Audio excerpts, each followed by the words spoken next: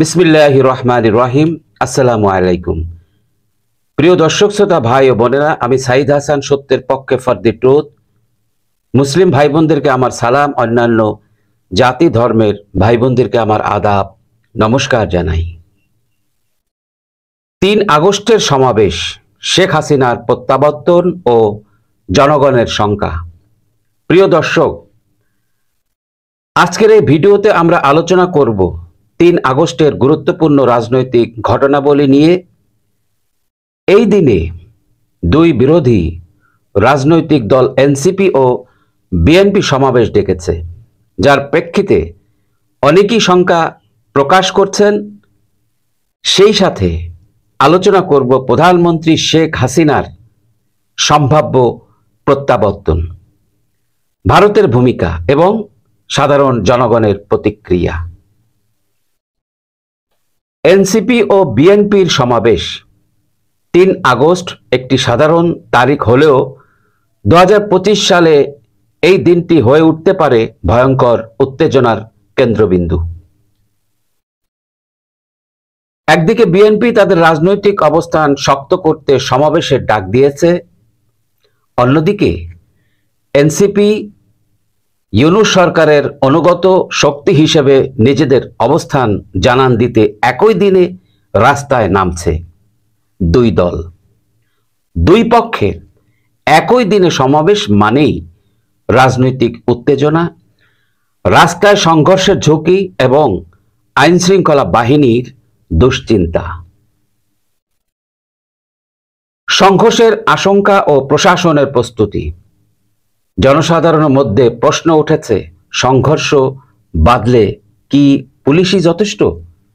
বিভিন্ন সূত্রে বলছে সেনাবাহিনী পর্যন্ত স্ট্যান্ড বাই রাখা হয়েছে যে কোনো অনাকাঙ্ক্ষিত পরিস্থিতি মোকাবেলার জন্য। আইন শৃঙ্খলা বাহিনী, র্যাব, পুলিশ, এমনকি সশস্ত্র বাহিনী পর্যন্ত ৮ আগস্ট পর্যন্ত সতর্ক অবস্থানে রয়েছে। জনগণের আতঙ্ক ও প্রতিক্রিয়া।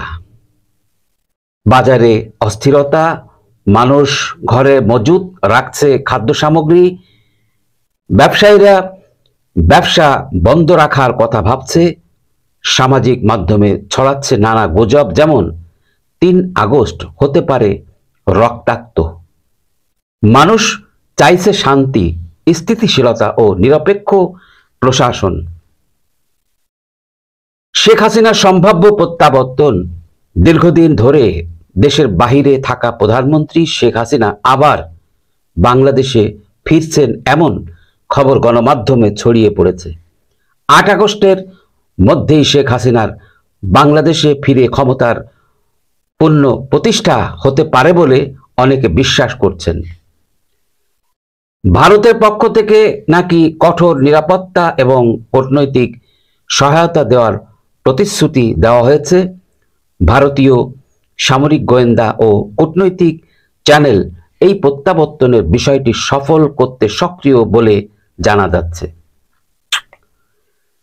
ভারতের ভূমিকা ও কূটনীতি। ভারতের রাষ্ট্রনৈতিক অবস্থান স্পষ্ট, বাংলাদেশে স্থিতিশীল সরকার দরকার। শেখ হাসিনার নেতৃত্বে ভারতের আস্থার বিষয়টি নতুন নয়। ভারত চায় না বাংলাদেশে গৃহযুদ্ধ বা বিশৃঙ্খলা হোক। কিছু রিপোর্টে বলা হয়েছে, শেখ হাসিনাকে ফেরানোর দিন ভারত সীমান্ত রিজার্ভ সেনা প্রস্তুত থাকবে। রাজনৈতিক দায়িত্ববোধ ও ভবিষ্যতের আহ্বান।